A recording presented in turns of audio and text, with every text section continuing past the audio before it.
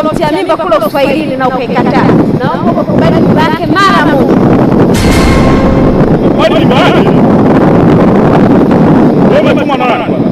Mimi si binadamu wa kawaida, naomba unielewe. Na ukiendelea kukataa nitakufanya kitu ambacho dunia nzima itashangaa. Wewe sister usitishe mimi. Sikia kwambie, mimi siwezi kukubali mimba mimi kila siku. Kwani nimekubaliana naye? Unaona nikatalia sisi. Yule bwana kuchanganya mwenyewe. Leo tumeshiriki wote wawili. Ushaelewa? Sasa inasema vipi leo nje nikubali mimba hivi? Bila kukubaliana. Wewe uko kwenye maana bado unanikatalia hamri yako, si ndio? Mimi from nowhere nikubali ujauzito kwa wana sasa tumetokana. Mambo gani? Hebu achana na mimi bana. Nakuona kwa nini starehe za watu? Nakuona wewe kijana jeuri sana. Ili nikuonyeshe kitu ambacho hutokuja uamini katika maisha yako. Yaani nishakufanya kitu tunaondoka basi. Tu utanipataje? Wewe mshamba mmoja tu kama shamba wengine. Si uliona lao ulipokata mimba mwako pambana nayo. Imetoka kwake imekuja kwako. Pambana nayo hiyo.